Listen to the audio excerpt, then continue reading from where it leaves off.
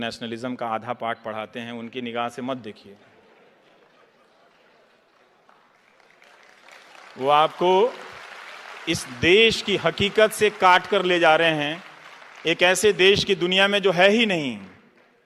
हमारा मुल्क सबसे खूबसूरत मुल्कों में से एक है। हमारे पास बुलेट ट्रेन नहीं है तो क्या हुआ, हम धीरे भी चलते हैं तो गले मिलकर चलते हैं। हमें जल्दी जल्दी में एक दूसरे को छोड़कर आगे नहीं बढ़ना। वो जो चिंता है कि सारी ट्रेन अच्छी हो जाए, वो बुलेट ट्रेन के खिलाफ चिंता नहीं है। वो चिंता ये है कि पहले सबका भला हो जाए ना, तो फिर कुछ लोगों के लिए कुछ ले आना। तो उन्होंने बुलेट ट्रेन का विरोध करने वालों को भी देशद्रोही बता दिया। 15,000 का टिकट खरीद के, जापान में लोग चलते हैं ओसाका से टोक्यो के बीच में 15,000 का टिकट खरीद के। तो ये आप ध्यान में रखिएगा कि इमेज झोंका जा रहा है। कॉरपोरेट हमारा बड़ा कमाल का है, उसने पहले मीडिया को नेताओं के यहां पहुंचाया, नेताओं ने मीडिया को अपने पास रख लिया। अब कॉरपोरेट मीडिया तो खरीद लेता है, कई तरह के चैनल, लेकिन बोल वो भी नहीं पा रहा है बेचारा। जीएसटी से परेशान है, उसका धंधा चौपट है, बैंकों के खून निकल रहे हैं, बह रहे हैं, वो घाटे में दबे जा रहे हैं, मरे जा रहे हैं, कोई बोल नहीं रहा है। क्या बात है भाई, तुम भी डर गए? तुम तो बड़े बड़े चैनल खरीद लेते हो। किस लिए खरीदते हो? डरने के लिए? हमने डर में इतना निवेश नहीं देखा। जब डर प्रॉफिटेबल हो जाए तो जनता को सतर्क हो जाना चाहिए, क्योंकि इसमें उसका घाटा है, फायदा 2-4 लोगों का होता है। तो वो डर को प्रॉफिटेबल बिजनेस बना रहे हैं, और यही हो रहा है कि ना कॉरपोरेट बोल पा रहा है, ना जनता की आवाज पहुंच रही है, और लोग सड़कों पर अपने सवालों को लेकर खड़े हैं। शिक्षा मित्र रोज फोन करते हैं कि हम 1.25 लाख की संख्या में, हमारी आवाज कोई नहीं उठाता है। रोज रोते हैं बेचारे। और अब तो सुनने को आ रहा है कि मुझे ही चलता करने का इंतजाम कर लिया गया है।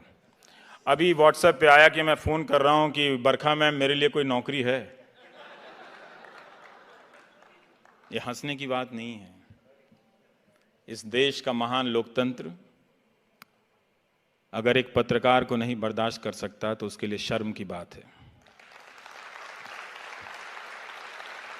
मैं गलत बोल सकता हूं, मैं खराब बोल सकता हूं, लेकिन आपने अगर मेरी हत्या की कामना की है तो वो शर्म की बात है। आपने मुझे उठाकर कहीं फेंकने की कामना की है तो वो शर्म की बात है। ये गांधी के देश में कभी नहीं हो सकता था। जो गांधी अंग्रेजों से लड़ते थे मगर उसे भी शत्रु नहीं कहते थे। हम उस देश के हैं। आप मेरा मजाक उड़ा रहे थे उस दिन। वो सबसे शर्मनाक दिन था जब मेरा फोटो तरह तरह से ट्विटर पे बनाकर चलाने लगा। किसी ने टीका लगा दिया, किसी ने गेरुआ लगा दिया। मैं पहनता हूं भाई गेरुआ, तुम पहनाओगे तो थोड़ी पहनूंगा। मैं पहनता हूं, लाखों लोग पहनते हैं गेरुआ इस देश में। क्या आप वो भी एक दिन टीवी चैनल से तय होगा कि सबको गेरुआ पहनना होगा? वो तो हम पहनते हैं अपने अपने पूजाओं में। और ये मजाक चल रहा था। तो मैं यही सोच रहा था कि क्या एक अदना सा पत्रकार इतना महत्वपूर्ण हो गया कि उसे विस्थापित करने के लिए हुकूमत इतनी चालें चलेंगी? और क्या हम नहीं जानते कि कॉरपोरेट में टेक ओवर कैसे होता है?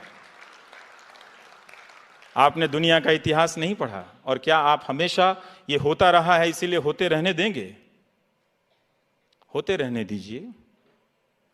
आपको लगता है कि आपको फर्क नहीं पड़ेगा, फर्क आप ही को पड़ेगा। फर्क आप ही को पड़ेगा जब आपकी आवाज पहुंचने के हर रास्ते बंद कर दिए जाएंगे। जवाहरलाल नेहरू ने अमृत बाजार पत्रिका के संपादक को लिखा था कि अखबार आलोचना नहीं करेंगे तो कौन करेगा। मैं यहाँ इस हॉल में आ रहा था तो किसी ने उसका टेक्स्ट मुझे व्हाट्सएप किया था कि अखबार अगर आलोचना नहीं करेंगे तो सरकार की आलोचना कौन करेगा। सरकार की आलोचना करने पे बधाई मिलनी चाहिए। ये इसलिए महत्वपूर्ण है क्योंकि बाकी लोग नहीं करते हैं। 99% मीडिया एक गोदी मीडिया बन गया है। अब रोना रो रहा है कि जो 1% है वो भी गोदी मीडिया है। कमाल है साहब, कमाल है। सारा मीडिया खरीद के जेब में रख लो और दिन भर प्रोपेगेंडा, हिंदू मुस्लिम एजेंडा चलाते रहो और कहो कि गोदी मीडिया दूसरी तरफ भी है। तो नए नए तर्क गढ़े जा रहे हैं, आपकी आंखों में इमेज झोंके जा रहे हैं। मैं उम्मीद कर सकता हूं कि मेरा समय खत्म हो रहा होगा, लेकिन दो चार बातें यही है कि लोकतंत्र की लड़ाई को आप आउटसोर्स मत कीजिए, हवन भजन मत कीजिए, गांधी की तरह सत्य के रास्ते पे चलिए, क्योंकि हमारे देश में सच बोलने का इकोसिस्टम नहीं है। इसे हमें स्वीकार कर लेना चाहिए और इस इकोसिस्टम को हमने नहीं बनने दिया है। जो भी जरा सा चलता है हम उसे पागल घोषित कर देते हैं। जो ईमानदार होता है, कोई कलेक्टर आ गया, वो ऑनेस्टी से काम करता है, उसी के रिश्तेदार बोलेंगे पागल हो गया। ये दुनिया बदल देगा क्या? अब तक आप झूठ के साथ खड़े रहे हैं, कुछ साल तक सच के साथ खड़े होने का प्रयास तो कीजिए, हो जाएगा। वो राजा हरिश्चंद्र की जो कहानी सुनाई जाती है कि वो बर्बाद हो गए, बने थे सत्यवादी चलने, पूरा परिवार तहस नहस हो गया, अंत में उनके पास कुछ भी नहीं बचा। ये कहानी इस देश में सुनाई जाती है राजा हरिश्चंद्र के लिए की। पता है क्यों? क्योंकि आप हमेशा डरे रहे हैं। और ये कहानी कौन सुनाता है पता है? जो पावर में होता है। गांधी ने ठीक इसका उल्टा किया। गांधी ने सत्य के साथ प्रयोग किया और खुद प्रयोग किया, लेकिन उस सत्य को अधिकांश जनता का हथियार बना दिया। ये लो सत्य। आज सीबीआई और जेल के डर से हमारा अपोजिशन भी नहीं बोलता, और गांधी ने उस सत्य के दम पे लाखों लोगों को, अंग्रेजों की जो डर का सबसे बड़ा कारखाना था, अंग्रेजों का फैक्ट्री थी डर की, जेल, उसमें ले आकर भर दिया। गांधी ने कहा अपने भीतर जेल जाओ और अपने भीतर के डर से आज़ाद हो जाओ। इनके पास टैंक है, तोप है, अफसर हैं, कानून है, सेलुलर जेल है, सब है, लेकिन जिस दिन तुम जेल जाने के डर से आज़ाद हो जाओगे, बाकी आज़ादी मिल जाएगी। ये गांधी का सत्य था। गांधी ने इसी सत्य के लिए अपनी जिंदगी दी। वो कहते थे कि सत्य की खोज में क्रोध, स्वार्थ, घृणा आदि विकार स्वभावतः छूटते जाते हैं, अन्यथा सत्य की प्राप्ति असंभव ही हो जाए।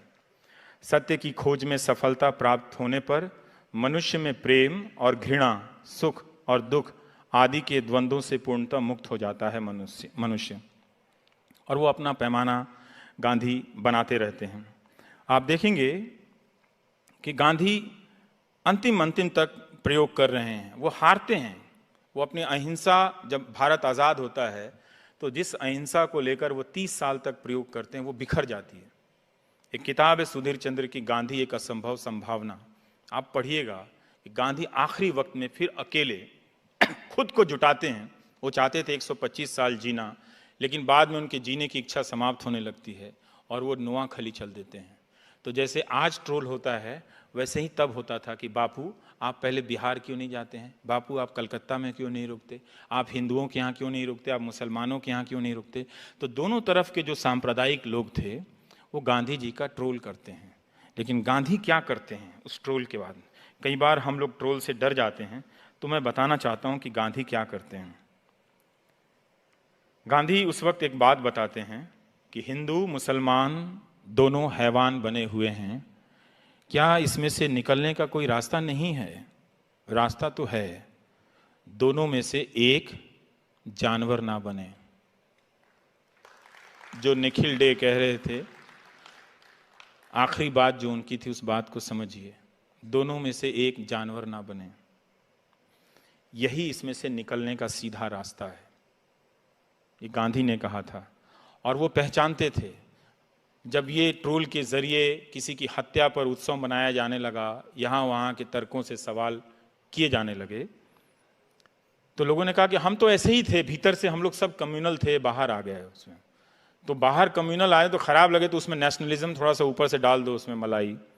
तब भी गांधी जी कहते हैं कि जो बहुत हिंसा होने लगती है, कि हम लाचारी से अहिंसक बने हुए थे, मगर हमारे दिल में तो हिंसा भरी हुई थी। अब जब अंग्रेज यहाँ से हट रहे हैं तो हम उस हिंसा को आपस में लड़कर खर्च कर रहे हैं। हम आज भी उस हिंसा को आपस में लड़कर खर्च कर रहे हैं। अपने भीतर की अहिंसा को पहचानिए, उसमें बहुत शक्तियां हैं। ये वो शक्तियां हैं जो इस मुल्क में बेपनाह मोहब्बत भर देंगी। इस मोहब्बत के सहारे आप कम रोटी खाकर भी मुस्कुराएंगे, जनरल क्लास में भी चलकर मुस्कुराएंगे।